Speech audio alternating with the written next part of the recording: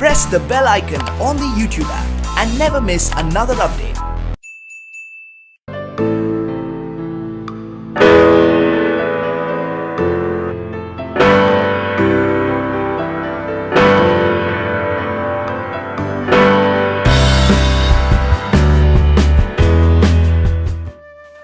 सोनभद्र देश का पहला जिला जिसकी सीमाएं 4 प्रदेशों को स्पर्श करती हैं।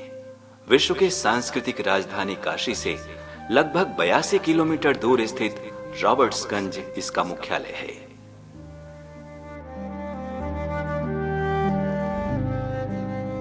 चार मार्च 1989 को मूल मिर्जापुर जिले से अलग किया गया सोनभद्र पौराणिक, ऐतिहासिक और पुरातात्विक धरोहरों के लिए जाना जाता है। लगभग 75% सुरम्य पहाड़ियों एवं वनों से घिरा सोनभद्र खनिज संपदाओं और प्रमुख तापीय परियोजनाओं के लिए भी प्रसिद्ध है। विंध्य थर्मल शक्ति नगर जो ऊर्जा शक्ति का भंडार है, कोल खदानें सभी यहाँ पर, खनिज संपदा अपार है। ऊर्जा उत्पादन में सोनभद्र का विश्व पटल पर नाम है। उत्तर प्रदेश का हृदय यही है, भारत का ये प्राण है। देश की महारत्न कंपनी एनटीपीसी की प्रथम विद्युत इकाई सोनभद्र के शक्ति नगर में स्थापित की गई थी। एक अन्य इकाई रिहंद में स्थापित की गई, जो कि 3000 मेगावाट विद्युत उत्पादन के साथ उत्तर प्रदेश का विशालतम विद्युत गृह है। एनटीपीसी रिहंद अनवरत विद्युत उत्पादन और आपूर्ति के साथ अपने सामाजिक दायित्वों के प्रति भी सजग है। रिहंद परियोजना के राजभाषा अधिकारी ने सोनभद्र जिले के विस्तृत जानकारी के साथ एक पुस्तक सोन शिखर की रचना की है, जिसमें जिले के वरिष्ठ साहित्यकारों, कवियों और रचनाकारों का महत्वपूर्ण योगदान है। केवल भौगोलिक सीमाएं ही किसी देश की सीमा का निर्धारण नहीं करती, बल्कि एक देश की एक सांस्कृतिक चेतना भी होती है। और वो सांस्कृतिक चेतना जो है वो देश को बांधे रहती है। सोनभद्र में आर्य संस्कृति के आगमन के बहुत पूर्व ही हजारों साल पूर्व भी यहाँ सभ्यताएं और संस्कृतियां थीं। सोनभद्र के सांस्कृतिक, ऐतिहासिक और पुरातात्विक धरोहरों का सचित्र विवरण समेटे पुस्तक सोन शिखर को public relation council of India द्वारा कॉर्पोरेट अवार्ड प्राप्त हुआ। इसी पुस्तक पर आधारित है लघु फिल्म सोन वैभव।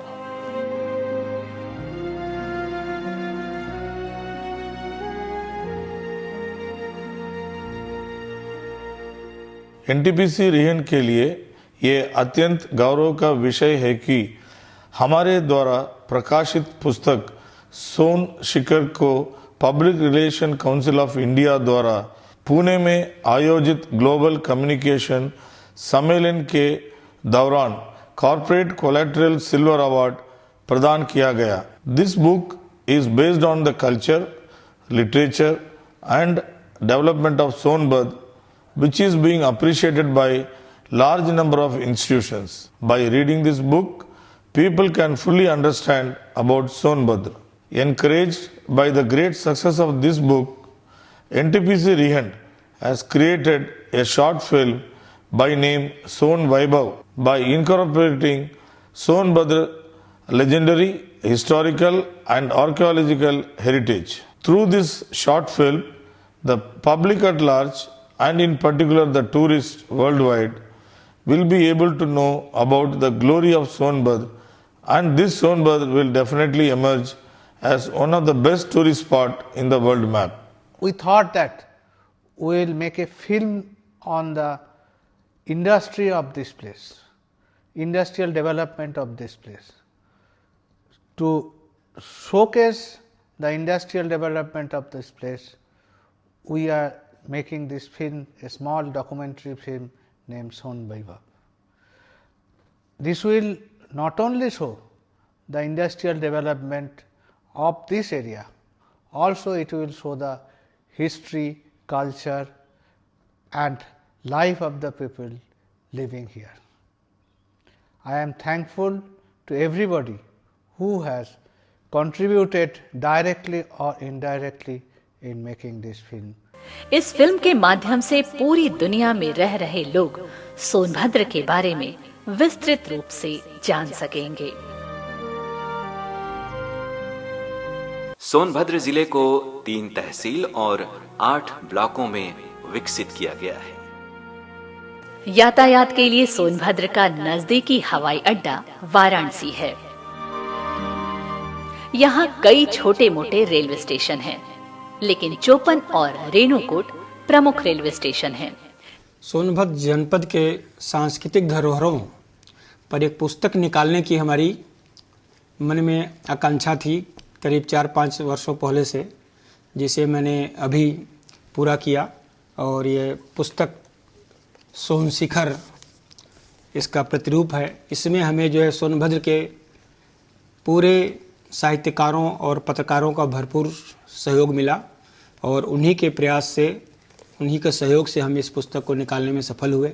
इसी पुस्तक से प्रभावित होकर आज एक सोन वैभव शॉर्ट फिल्म बना रहे हैं, जो हमारे सोनभद्र के सभी ऐतिहासिक, पौराणिक, सांस्कृतिक, साहित्यिक एवं जो भी औद्योगिक विकास हो रहे हैं सभी का चित्रण इस छोटे से शॉर्ट फिल्म में होगा। सोनभद्र की सांस्कृतिक राजधानी के रूप में प्रतिष्ठित 11वीं सदी का शिवद्वार संभाग ऐतिहासिक, पुरातात्विक और लोक विधा की अकूत थाती समेटे हुए है।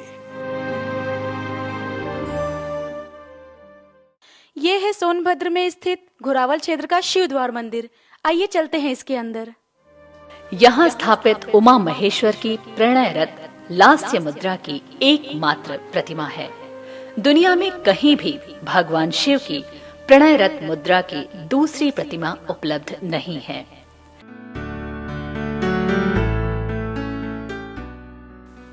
कहा जाता है कि सोनभद्र के कण-कण में भगवान शंकर विराजमान हैं। 300 साल पहले प्राप्त हुए शिवलिंग को स्थापित करके यहाँ रहने वाले नागा लोगों के परिवार की 3 पीढ़ियों ने मंदिर में पूजा अर्चना शुरू की। धीरे धीरे ये मंदिर जनमानस में गौरी शंकर धाम नाम से प्रसिद्ध हो गया। यहाँ हर साल शिवरात्रि के दिन मेले की शुरुआत होती है, जो कि 1 पखवाड़े तक चलता है। गौरी शंकर धाम में भगवान भोले शंकर के साथ माँ गौरी की सम्मिलित प्रतिमा भी अलौकिक है। 5वीं शताब्दी का पंचमुखी शिवलिंग ऊंची पहाड़ियों पर स्थापित है। इसके दर्शन के लिए सीढ़ियों से होकर पहुंचा जा सकता है। प्राचीन काल में रहने वाली भील जाति के लोगों द्वारा पत्थरों पर बनाए गए चित्र भी यहाँ आकर्षण के केंद्र हैं। वृत्त चित्र भी एक लिपि है, जैसे पाषाण लिपि है। पाषाण लिपि आई क्यों? पत्थर पर क्यों लिखे जाने लगे? मूर्तियां क्यों बनाई जाने लगी? इसलिए बनाई जाने लगी कि आक्रांता कहीं आकर के नालंदा की किताबों की तरह से जला न दें, नष्ट न कर दें। जरहा में स्थापित है अजिरेश्वर महादेव का प्राचीन मंदिर, जिसके ऊपरी भाग को शिवलिंग का स्वरूप दिया गया है, जो अन्य शिव मंदिरों से अपनी अलग पहचान रखता है।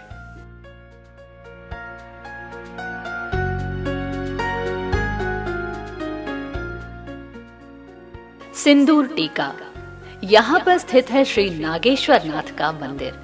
मान्यता है कि बसंत पंचमी के दिन इस मंदिर में नागराज आते हैं और नागेश्वर नाथ को सिंदूर का टीका लगाकर चले जाते हैं, इसीलिए इसे सिंदूर टीका कहा गया है। त्रिकोणीय पहाड़ कंडाकोट। हजारों फीट ऊंचे पहाड़ के शिखर पर भगवान अर्धनारीश्वर की मूर्ति एक मंदिर में स्थापित है। भगवान के इस अति प्राचीन मंदिर तक पहुंचने के लिए 294 सीढ़ियां बनाई गई हैं। ये है अर्धनारीश्वर कंडाकोट धाम। कर्पूर गौरम करुणावतारम संसार सारम भुजगेंद्रहारम सदा वसंतम हृदयारविंदे भवम भवानी सहितम नमामि। कहा जाता है कि इस मंदिर में स्थापित अर्धनारीश्वर भगवान की मूर्ति स्वयं प्रकट हुई, जिसे बड़हर राज परिवार ने स्थापित कराया। इस पहाड़ी पर जगह जगह बनाए गए भित्ति चित्र इस बात का प्रमाण है कि आदिवासी लोग इन पहाड़ों पर भी रहा करते थे।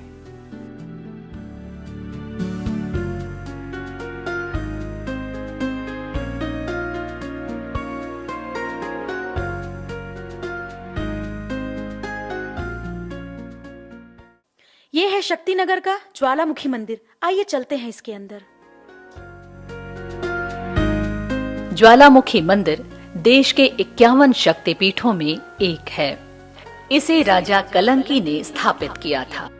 मंदिर के प्रमुख पुजारी की 15वीं पीढ़ी इस समय मंदिर की देखरेख करती है। माता के मंदिर के पीछे सदियों पुराना नीम का पेड़ आज भी हरा भरा रहकर माता को शीतलता प्रदान करता है। इसी नीम के पेड़ के नीचे माता ज्वालामुखी की मूर्ति स्थापित की गई है। माँ ज्वालामुखी के पास गुफा से आज भी स्वच्छ निर्मल जल की एक धारा निकलती है, जिसके स्रोत का आज तक पता नहीं लगाया जा सका। औड़ी रोड हनुमान मंदिर, लगभग 200 सालों से ये मंदिर अस्तित्व में है। बिड़ला परिवार द्वारा इसका जीर्णोद्धार करके इसे शानदार स्वरूप प्रदान किया गया। ये है औड़ी मोड़ का हनुमान मंदिर। ये 200 साल पुराना मंदिर है। आइए चलते हैं इस प्राचीन मंदिर के अंदर। इस मंदिर के बारे में भी कई कहानियां प्रचलित हैं।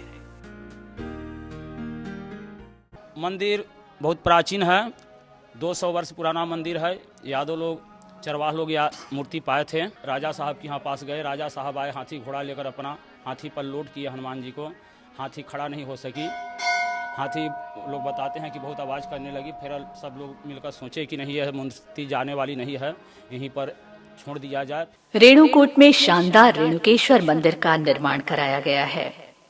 इस आकर्षक मंदिर की देखरेख भी बिड़ला परिवार द्वारा की जाती है। डाला वैष्णव मंदिर, ये मंदिर बहुत प्राचीन तो नहीं है, लेकिन इसकी बनावट भव्य है। इसके अंदर जम्मू स्थित मां वैष्णो की पिंडियों का प्रतिरूप भी स्थापित है। पिंडी तक पहुंचने के लिए एक छोटी सी प्रतीकात्मक गुफा भी बनाई गई है।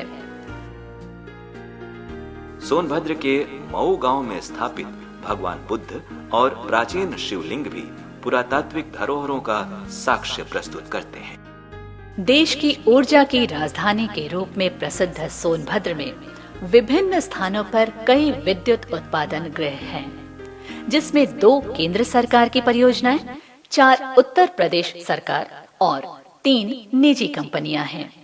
केंद्र सरकार की महारत्न कंपनी एनटीपीसी की प्रथम इकाई की स्थापना शक्तिनगर में की गई थी।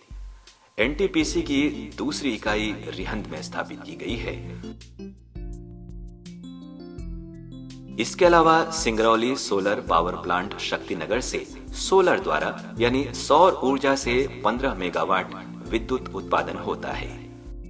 प्रदेश सरकार ने ओबरा और अनपरा में 2 विद्युत उत्पादन गृह बनाए हैं, जिनमें कोयले से विद्युत उत्पादन होता है और जल प्रवाह से रिहंद हाइड्रो पावर पीपरी और ओबरा बाघ जल विद्युत परियोजना। इसके अलावा अनपरा में लैंको पावर प्लांट और बिड़ला की रेणु सागर पावर स्टेशन से विद्युत उत्पादन होता है और चुर्क में भी जेपी पावर प्लांट का एक विद्युत उत्पादन केंद्र स्थापित है। विद्युत उत्पादन के साथ साथ सोनभद्र में कई अन्य उद्योग भी स्थापित हैं, जिससे यहाँ के लोगों को रोजगार मिला हुआ है। सोनभद्र की सबसे बड़ी औद्योगिक इकाई है हिंडाल्को। बिड़ला की इस औद्योगिक इकाई में एल्यूमिनियम का उत्पादन होता है।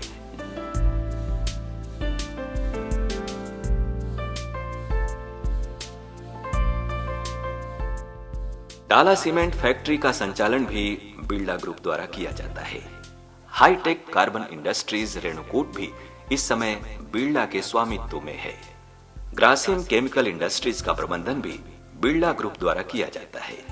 कन्हर सिंचाई परियोजना सोनभद्र की बड़ी परियोजना है, जिसका निर्माण कार्य प्रदेश सरकार की देखरेख में हो रहा है। खनिज संपदा के रूप में कोयले की 5 खदानें यहाँ पर हैं। दुधी चुआ कोलफील्ड्स, कृष्णशिला कोलफील्ड्स, ककरी कोलफील्ड, खड़िया कोलफील्ड और वीना कोलफील्ड।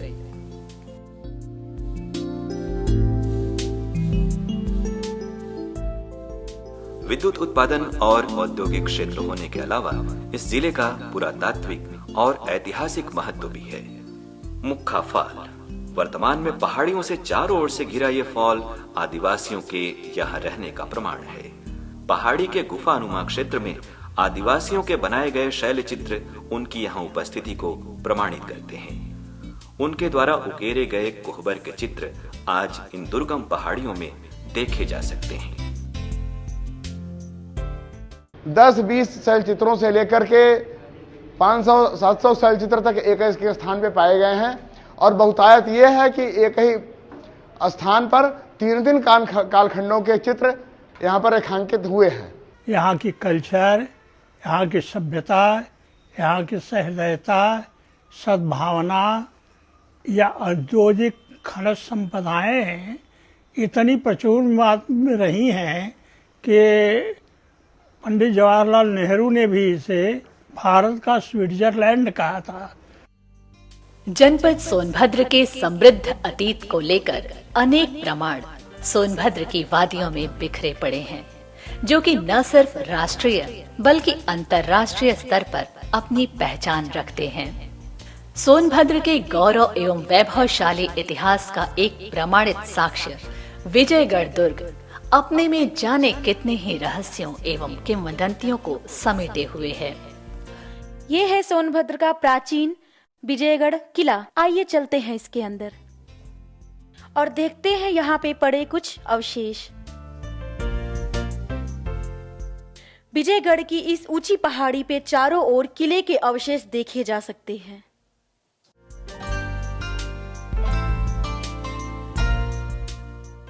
प्रसिद्ध धारावाहिक चंद्रकांता का केंद्र भी विजयगढ़ दुर्ग रहा है, जो राष्ट्रीय धरातल पर लोकप्रिय हुआ। विजयगढ़ दुर्ग परिसर में कई तालाब हैं। आज भी इन तालाबों में पानी देखा जा सकता है।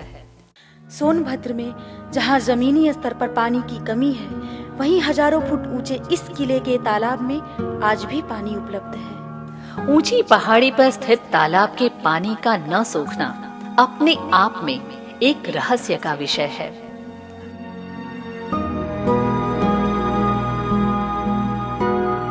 विजयगढ़ दुर्ग पर स्थित किला एवं महल की बनावट की शैली देखकर इतिहासकारों ने अनुमान लगाया कि 1700 वर्ष पूर्व इसका निर्माण कार्य हुआ होगा।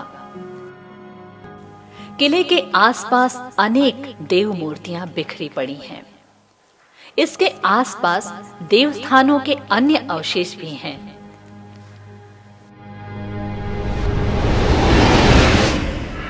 चाहे चंद्रकांता की बात हो, चाहे प्राकृतिक धरोहर की बात हो, चाहे आज पूरे हिंदुस्तान को जो सोनभद्र अपने औद्योगिक प्रतिष्ठानों के रूप में विद्युत गृहों के माध्यम से पूरे हिंदुस्तान को आलोकित कर रहा है।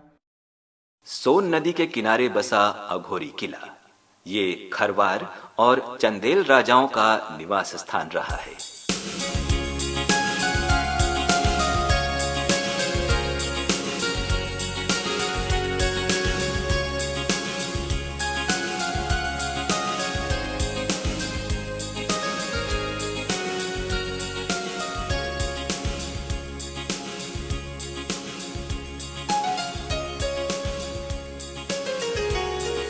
यहाँ स्थित मां काली की प्रतिमा की देखरेख का कार्य अघोरी बाबा के द्वारा किए जाने के कारण ही इसका नाम अघोरी किला पड़ा।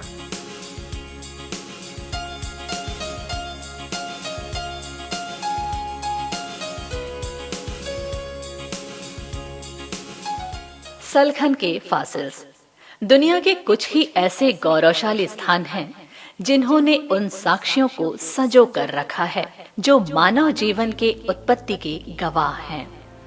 सलखन के फासिल्स की वजह से सोनभद्र को भी ये गौरव प्राप्त है। यहाँ पड़ी ये अमूल्य धरोहर 150 करोड़ साल पुरानी है। प्रकृति के अनगिनत परिवर्तनों की कहानी अपने में समेटे सलखन के 150 करोड़ वर्ष पुराने फॉसिल्स ने अंतरराष्ट्रीय पर्यटन मानचित्र पर जनपद सोनभद्र को प्रमुखता से अंकित कराया।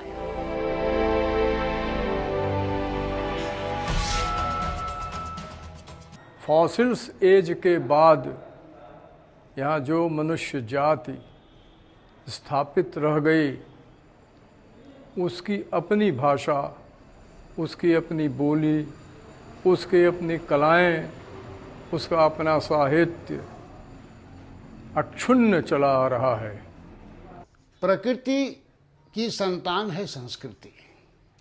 इसको समझें कि संस्कृति का निर्माण पर्यावरण के अनुकूल ही होता है। जहाँ का जैसा पर्यावरण होता है वैसी ही संस्कृति निकलती है, बनती है, संवरती है, सुधरती है, लोगों द्वारा स्वीकार की जाती है। ब्लैक बक घाटी खूबसूरत वादियों और दुर्लभ प्रजाति के काले हिरणों के लिए महुवरिया वन रेंज की ब्लैक बक घाटी देश के पर्यटन मानचित्र पर सोनभद्र की एक प्रमुख पहचान बनाए हुए है। इसमें सोनभद्र की आंचल की संस्कृति, साहित्य और विकास यात्रा का एक झलक आप सबको दिखाने का एक प्रयास किया गया है। इस आंचल कई महीनों में एक विशेष आंचल है। यहाँ विकास भी है, पिछड़ापन भी है। यहाँ हमारे संस्कृति का धरोहर आपको दर्शाने का कई कलाकार है, संगीतकार है और शिल्पकार है। प्रदेश के सर्वाधिक वन क्षेत्र वाले इस जनपद के तकरीबन 5 ब्लॉकों में आदिवासी संस्कृति, कला, नृत्य व गायन के कलाकार आज भी सोनभद्र की इस कला को सहेजे हुए हैं। आदिवासी नृत्य की खासियत है कि वह अपने उल्लास के क्षणों में नृत्य गीत करता है या फिर दुख की बेला में। जब आदिवासी नाचना शुरू करता है तो उसके पैरों में टिमकी, कंधे में लटकता हुआ मादर और कमर में डरखर होता है। के निर्बल के बल बनल जाई हो, ई धरती सरग बनी जाई हो। के ए मोर बाबू, ए मोर भैया, आँखिया क ज्योति ठेहुन थक गईलें, नाही कोई राह देखैया। ए मोर बाबू, ए मोर भैया। सोनभद्र में कई शानदार लेक और पार्क भी बनाए गए हैं।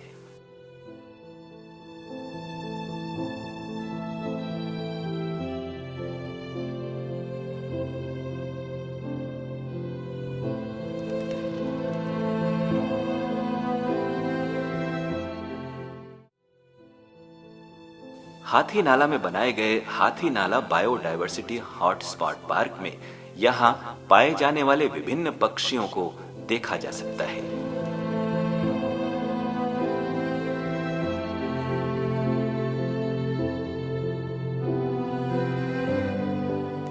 वर्तमान स्वरूप में सोनभद्र की 4 लेन की चमचमाती सड़कें, जो कि पर्यटकों के आवागमन को सुगम बनाती हैं, यहाँ के त्वरित विकास का साक्ष्य प्रस्तुत करती हैं।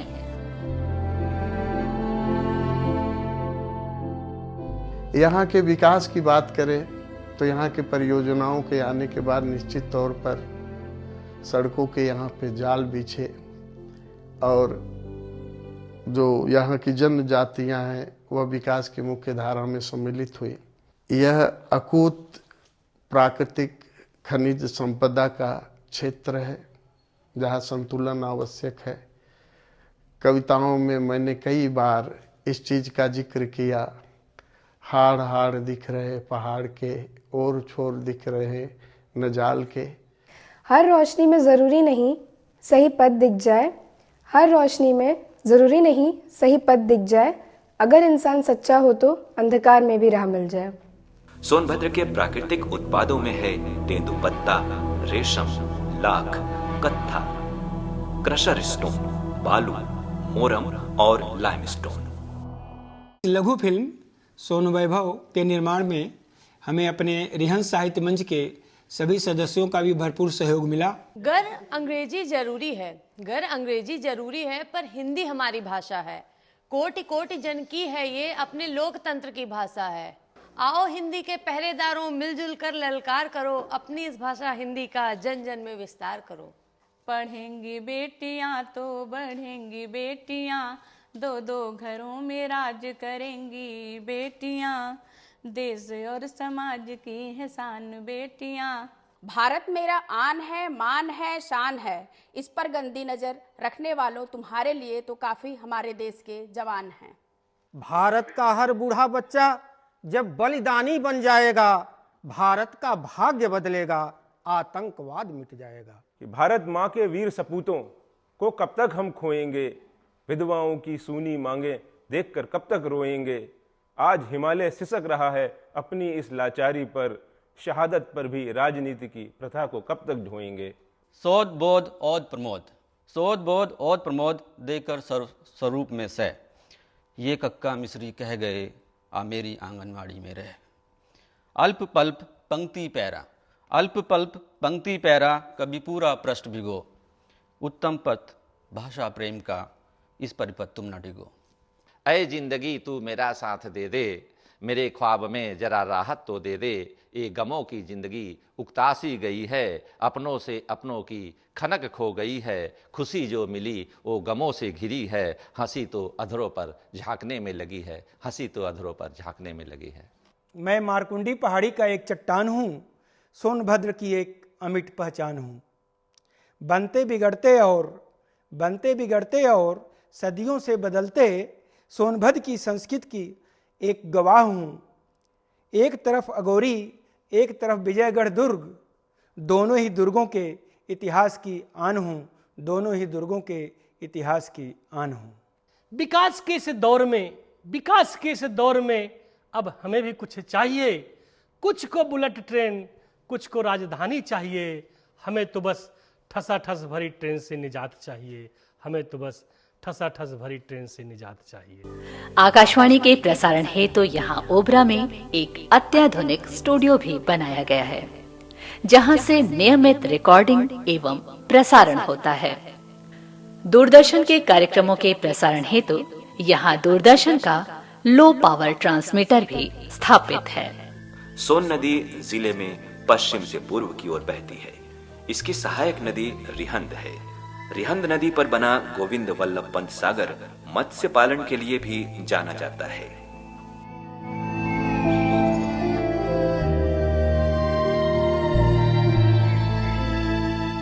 गोविंद वल्लभ पंत सागर से ही विद्युत उत्पादन गृहों को जल का प्रबंध किया जाता है। सोनभद्र जिले में कई बड़े और छोटे बांध भी बनाए गए हैं। रिहंद बांध, घनरौला बांध, जिसकी देखरेख प्रदेश सरकार द्वारा की जाती है। रिहंद रिजर्वायर में डूब चुके कंचन महल का भी अपना अलग इतिहास रहा है। शैक्षिक आर्थिक रूप से पिछड़ा और आदिवासी बाहुल्य संसाधन शून्य होने के बावजूद यहाँ के लोगों ने स्वतंत्रता आंदोलन में सक्रिय भूमिका निभाई। वैसे तो अनगिनत सोनांचल वासियों ने स्वतंत्रता आंदोलन के यज्ञ में अपनी आहुतियां दी, लेकिन मौजूदा समय में 111 लोगों के साक्ष्य मिलते हैं, जो कि परासी गांव के शहीद स्मारक पर अंकित है। वीर लोरिक पत्थर सोनभद्र के मारकुंडी पहाड़ पर स्थित है। 14वीं शताब्दी के पूर्व से ही लोरिक और चंदा की कथाएं हिंदी साहित्य में दर्ज हैं।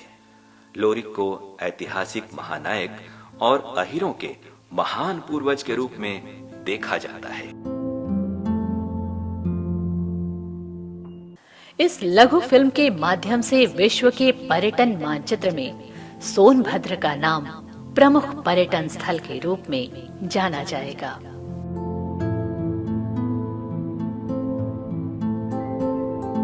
बरसात के मौसम में यहाँ की खूबसूरत प्रकृति प्रेमियों को अपनी ओर मोह लेती है। इस ऋतु में यहाँ की पहाड़ों की चोटियों से टकराते बादल का नज़ारा और काले हिरन की फुदकन और भी लोगों को अपनी ओर प्रफुल्लित कर लेती है। जनपद सोनभद्र में स्थापित एक गौरी शंकर स्थान है, जहाँ यहाँ पर भगवान शिव की प्रतिमा स्थापित है जो काफ़ी पुरानी है। वह सो रहा था सड़क के फुटपाथ पर गगनचुंबी अट्टालिका के अट्टहास के नीचे, दे रहा था चुनौती विलासिता को अपनी भूख की धधकती हुई ज्वाला में। क्षीण वसन नग्न बदन देख रहा था अपनी बंद पलकों में घूमता हुआ साया उस दिन का जिस दिन उसकी ममता में माँ ने कहा था, बेटे ये ऋषियों का देश है जहाँ समता की धारा उमड़ती है, जहाँ दुग्ध भरी सरिता तरंगायित होती है। पर हाय रे विधि विधान, चुरा लिया सब सुख बिहान, सब कुछ हुआ अलक्ष्य, उसको मिला लक्ष्य जीवन का चिता भस्म जिस पर वह सोया था। जब तक आपके एहसास पे पहरे होंगे टूट जाएंगे अगर ख्वाब सुनहरे होंगे। जिनके होठों पे तबस्सुम है मगर आँख है नम, गौर से देखिए कुछ जख्म तो गहरे होंगे, गौर से देखिए कुछ जख्म तो गहरे होंगे। और कोई सुनता नहीं अफसाना बेबसी का मेरे, कोई सुनता नहीं अफसाना बेबसी का मेरे, और क्या पता था मुझे कि आप भी बहरे होंगे। तो आज पनिका जी को याद करते हुए मैं उनके उन सपनों को याद दिलाना चाहता हूं कि उन्होंने इस जनपद को पर्यटन से जोड़ने का एक सपना देखा था, क्योंकि उन्होंने जनपद के कोने कोने का अध्ययन किया था। वो इस माटी के थे, आदिवासी नेता थे, आदिवासियों के दुख दर्द को महसूस करते थे। और उन्होंने कहा था कि अगर इस जनपद के जो यहाँ पे तमाम पर्यटन की असीम संभावनाएं हैं, अगर सरकार इस दिशा में गंभीरता से ध्यान दे दे और वो अनवरत प्रयास भी करते रहे। धुइयाँ धुइयाँ हो गई इस धरती और आसमान, जंगली खोखा बून के, खोखा एल्युमिनियम, जंगली खोखा बून के कहाँ काट बे धान। और एक दोहा और पढ़ना चाहूँगा कि जंगली के घर बिछ गई इस कारखानन कर जाल, जंगली के घर बिछ गई इस कारखानन कर जाल, और जंगली जंगली रह गई इस बाकी माला माल। इस जनपद की जहाँ तक शिक्षा का सवाल है, मैंने इस जनपद को देखा तो पहले जो शिक्षा थी वह मनुष्य मानवता स्थापित करने वाली शिक्षा और मैत्रीपूर्ण पाठशाला हुआ करती थी। प्रकृति के संसर्ग से में ही बच्चा बैठ करके सभी एक साथ बैठते थे और एक साथ पढ़ते थे, न कोई बड़ा था न कोई छोटा था, और सभी लोग अध्ययन के प्रति बच्चों को अपना स्नेहिल भाव दे करके उन्हें शिक्षा से जोड़ने का पूरा प्रयास करते थे। संस्कृत से जुड़े हुए होने के नाते एक श्लोक कह के अपने विचार रखता हूँ। केयूराणि न भूषयन्ति पुरुषं हारा न चंद्रोज्ज्वला, न स्नानं न विलेपनं न कुसुमं नालंकृता मूर्ध्वजा, वाण्येका समलंकरोति पुरुषं या संस्कृता धार्यते, क्षीयन्ते खलु भूषणानि सततं, वाग्भूषणं भूषणं वाग्भूषणं भूषणं।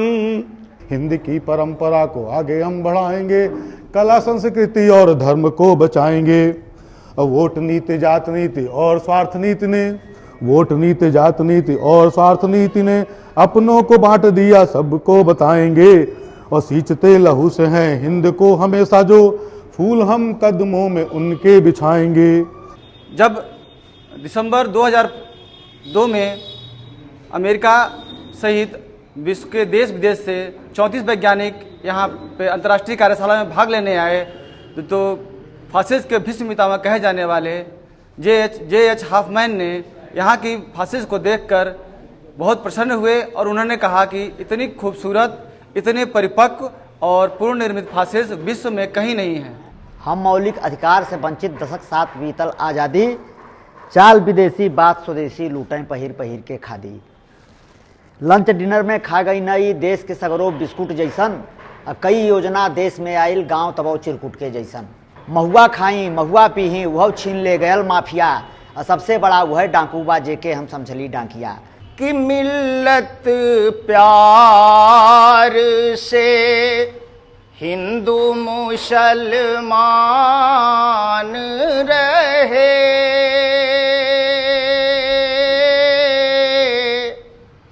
एक ही साथ यहाँ गीता और कुरान रहे।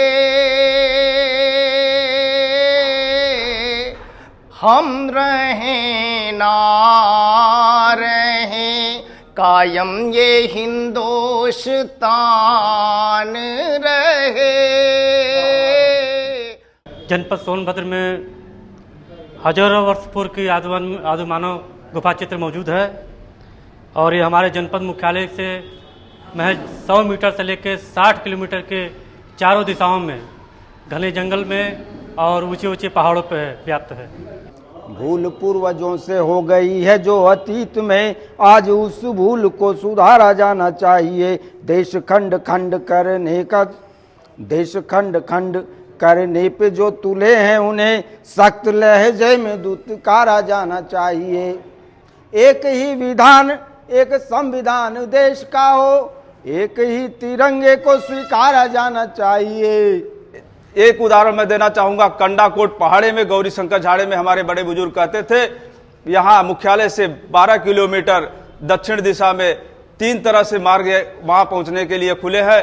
परासी जो शहीद स्थल है वहाँ से और मुख्यालय से जो रौब उरमौरा से जाता है, और वहाँ पर हमारे धार्मिक स्थल से जुड़ा हुआ एक प्रतिष्ठान है, मंदिर है। डमरू वाले की आज्ञा पाकर दक्ष का सर कलम कर डाला, थाओ बहादुर वीरभद्र कैमूर विंध्य पर्वतमालाओं के मध्य है बसा विख्यात सुनहरा सोनभद्र। कैमूर विंध्य पर्वतमालाओं के मध्य है बसा विख्यात सुनहरा सोनभद्र। यहाँ पर कुछ जलप्रपात भी हैं, जैसे बेलवादह का भी नाम सभी लोगों ने जाना होगा। लोग कहते हैं पुराना जूही, उसे वर्तमान जूहू सोनभद्र का उसे भी कहते हैं, जो पर्यटन की दृष्टि से भी महत्वपूर्ण है। उसके बाद एक मुगल मारा गुफा के नाम से जाना जाता है, जो महाभारत कालीन में कहा जाता है कि यक्ष पांडव उसी तालाब में पानी पीने गए थे और वहीं पे यक्ष ने प्रश्न पूछा था। यह प्रयास सोनभद्र के वैभव, सोनभद्र की संस्कृति और सोनभद्र के साहित्य और पत्रकारिता के विकास की जो बात हमारे श्रीवास्तव जी ने या NTPC संस्थान ने किया है, मैं सबसे पहले सोनभद्र के साहित्यकारों पत्रकारों की ओर से उन्हें उनके प्रति साधुवाद व्यक्त करता हूँ।